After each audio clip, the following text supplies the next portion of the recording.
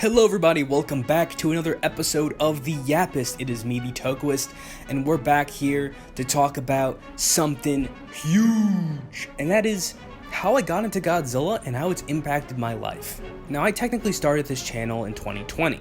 I had another channel that I deleted, but, it was the same channel. It was still the Tokuist. Literally, my first video on this channel was, like, one of my last videos on the other one. But to be frank with you, I just want to talk about how I got into it, because not just would this channel not exist without it, but a lot of things that make me who I am wouldn't exist without it, so I want to talk about that today. I feel like it would be kind of a nice little story time, so sit back and relax, get some popcorn, and hear the Tokuist's origin story. So growing up as a little Tokuist, I had a lot of, normal interests. I liked Elmo, I liked the big dinosaur Barney, I liked Teletubbies, I liked, normal kid stuff. But eventually I found out about dinosaurs. I love dinosaurs. I mean, I had a giant book that I think I still have, which is like an encyclopedia of like every single dinosaur imaginable.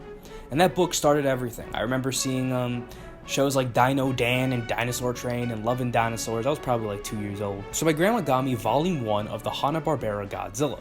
She got it from this store called FYE, For Your Entertainment. I still remember going there a lot when I was a kid to get Godzilla movies. I'm pretty sure I ended up buying every Godzilla movie they had there, because this was pre-2014, so Godzilla was still not really a household name, especially how he is now. It just wasn't that big. So I still remember getting the Hanna-Barbera Godzilla, and then she eventually got me volume 3 because volume 2 was not in stock. But eventually she got me volume 2, and I loved that show. I mean, that show had everything. I mean, it had the greatest song of all time, It's like, up from the depths, 30 stories high, breathes fire, head in the sky, Godzilla.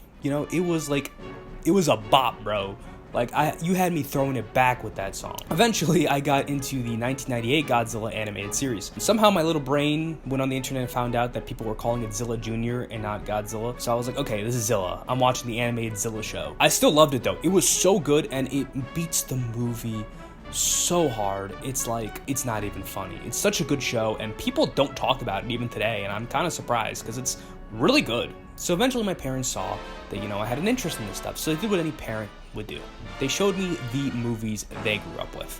So the very first Godzilla movie that I'm pretty sure I watched was the 1974 film Godzilla vs. Mechagodzilla, which has become one of probably the best movies to ever happen to me. It's a classic. It may not be my favorite movie, it may not be my favorite Godzilla movie, but it's one that I have such a strong attachment to. Like when I was a little kid, I would rotate my wrists like I was Mechagodzilla doing that classic wrist turn. Also, if you haven't noticed behind me, I've got some X Plus figures back here. We got King Caesar, Mechagodzilla, and 74 Godzilla. That's how much I love this movie.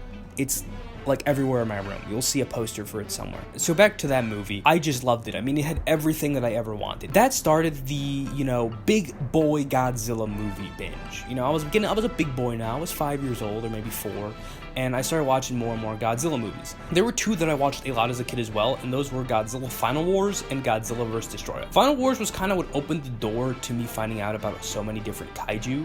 Like, that's how I discovered, Gigan, Kumonga, Kamacuras, Titanosaurus, because he was there for a little bit too, and I just loved that movie. I remember watching 74 and then seeing Final Wars and be like, oh my god, it's Anguirus, but why is Anguirus against Godzilla this time? Makes no sense. And then I also watched Godzilla vs. Destroyer, which I think was the first movie I felt really sad about, because Godzilla dies in that movie, so it was just so impactful as a kid. It was like, my hero's dead. And I watched a lot of the Showa ones. I had a lot of the classic media ones, so I watched a bunch of those. I did not watch Godzilla for the longest time, because that movie I was like, it's black and white, not watching. Eventually I watched it, and I love it. But, for the longest time, I avoided that movie. Godzilla's Revenge I also watched a lot as a kid, and that movie still sticks with me till this day. Like, I love Gabra, I love Manila, I love Godzilla.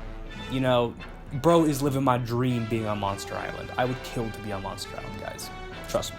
So eventually I start, wanting Godzilla toys. Now, the very first Godzilla toys I had, which I don't know where they are, they're definitely in my house somewhere, were these bootleg Godzillas. There was one that was all black with the silver spot, and this green one that had a Mechagodzilla prong on his head. I played with those all the time. I remember I had this little monkey toy, and I always had him fight that Godzilla and be like, this is King Kong versus Godzilla, and it just kind of went like that. So I still remember walking into Toys R Us, and I saw my first official Godzilla figure there.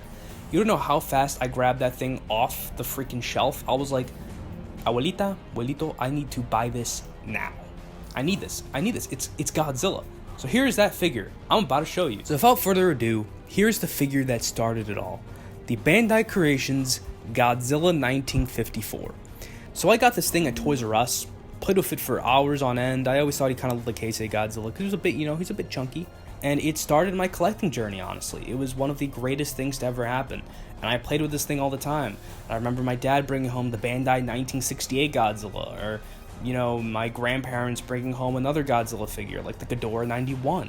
Then probably the biggest birthday ever happened. It was my 5th birthday, where I received a bunch of Godzilla pink tag figures. I remember getting like Rodan Final Wars and Gears Final Wars. I got the purple tag Jet Jaguar. Like I got so many things for that birthday, and it was like the best birthday ever. And then it all happened. It all came tumbling down because I went to G-Fest the year after that in 2012.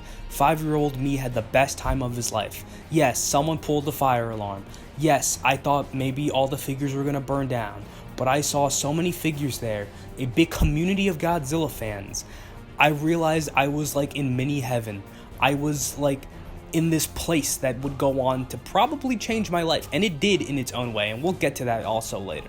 So eventually after G-Fest happened, nothing big happened. I still collected figures, and then 2014 Godzilla came out. That was like the biggest thing for me because it was like, oh my god, a new Godzilla movie in my lifetime. I watched it, I loved it, I bought the merch, I got the Bandai MMS 2014 and Mail Muto, I got a lot of the Bandai Creation stuff. It was awesome. And that was the first Godzilla movie I ever watched in theaters, but I barely remember it. I only remember the atomic breath scene, which lives rent-free in my head. So then fast forward, 2015 comes around, and I discover a channel called Daikaiju Legends. And I was just blown away when I discovered this channel. I was like, people can make movies with their figures? Stop motions? I mean, there were other stop motions I had seen before, like, there was just one of like Godzilla vs. Mechagodzilla that I grew up on. But like, I had no idea that you could make things like this. Like, I saw Zone Fighter and I was like, whoa! I just loved his videos so much, and they inspired me, and I began doing stop motions. I began doing all that fun stuff for many, many years. Then 2016 hit, Shin Godzilla came out. I still remember that experience like it was yesterday, and it's coming back to theaters this August, so I'm gonna get to relive that again. Yeah, no, Shin Godzilla was just life-changing for me. I remember seeing that thinking, wow, this is visually amazing. I wasn't that locked in with the subtitles. I was 10 years old. I still remember that birthday too, getting the MMS Shin Godzilla and the, Shinagawa-kun and Kamada-kun. It was just awesome. And yeah, Shin Godzilla was a great experience as well. I remember like the theater was just me, my grandma, my grandpa, my dad, my brother, and these two like otaku looking guys. So yeah, that was pretty sick. Then eventually time just kept going on. 2017 happened and I went back to G-Fest. I had an even greater time. That's where I found out Evan O'Rourke was a Godzilla fan, but he doesn't make videos anymore, so don't go bother checking that channel out. So then after that, 2019 Godzilla came out. The anime trilogy was already out at this point. Nothing too biggie there. It was just awesome seeing Godzilla become more of a household name, seeing Ghidorah and Rodan and Mothra on the big screen again, finding out we were gonna get GVK, aka Godzilla vs. Kong, in the theaters. Like, oh my god, that's awesome. But then tragedy struck. COVID-19 happened, and that was probably a really awful time for many. COVID was probably the most life-changing moment for me. It's not just that I discovered that I wanted to become a filmmaker / animator for the rest of my life, and that's what I wanted to do growing up, but it was also where I met probably some of the closest friends of mine, and that was all due to Godzilla. You see, it all started, one day when I made my YouTube channel. And I decided to make a Discord account to keep in contact with friends from school. And during COVID, I reignited my interest in Godzilla and Ultraman. And eventually, I joined a Discord server of a YouTuber known as Godzilla Productions TV, who I'd watched some of his videos when I was younger. So I decided to, join his Discord server, and I met some cool people there. I met, some people, some naughty spud. I met, the guy himself, GPTV.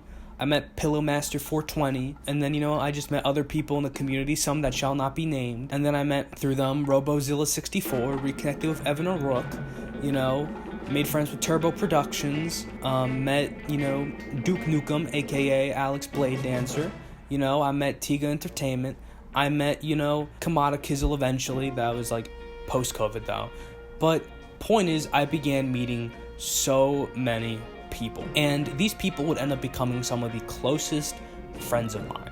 most of us had this passion of wanting to become filmmakers, and it was just an awesome community, an awesome time I spent. It just meant so much to me because I finally met people who wanted to make movies, who wanted to do animation, who loved Godzilla, who loved Ultraman, and I began growing my channel with that. And if you look on this channel, it's not a lot of the older stuff I made, but there's still a lot of love put into it because it all stemmed from Godzilla. It all started with that, started with Ultraman. Those two franchises really delivered me to where I am today.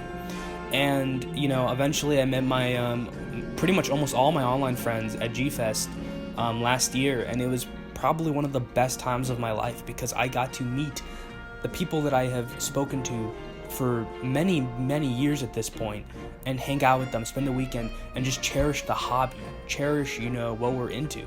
And it got me into filmmaking. And, I still remember being a little kid and just being amazed by all the special effects, all of the kaiju destruction, the animation in the anime trilogy, the CGI in Shin Godzilla, seeing Godzilla -1, which was utterly breathtaking and literally made me want to cry of how awesome it was.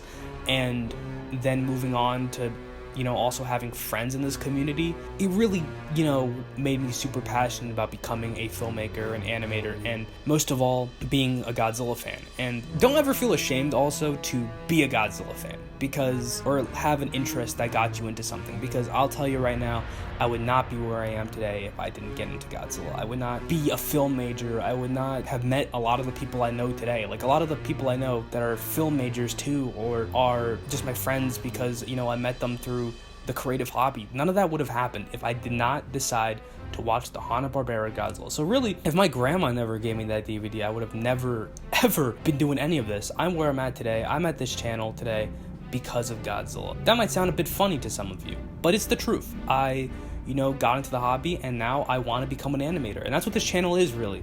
Yes, I sometimes come on here and yap about things to give you guys some content, but behind the scenes, I'm still animating. It may not always be Godzilla stuff, but the passion came from it. And there's so many people in the Godzilla world that have inspired me, whether it be Ashiro Honda, Eiji Tsuburaya, Takeshi Yamazaki, Hideaki Anno, Shinji Higuchi. There are just so many great people in that realm, and I got to meet a lot of my friends. So I just want to say, thank you, Godzilla. Thank you, everyone who made Godzilla. The whole story time I gave you of how I got into it, that's what led me into stop motion, and then during COVID, I started making a bunch of fan films, a bunch of stop motions, a bunch of videos. I built an audience, I made friends, and now I'm taking classes to become a filmmaker and become an animator. So yeah, that's the journey. See, so if you ever find something, keep to it, do it, because you never know where it will take you at the end of the day.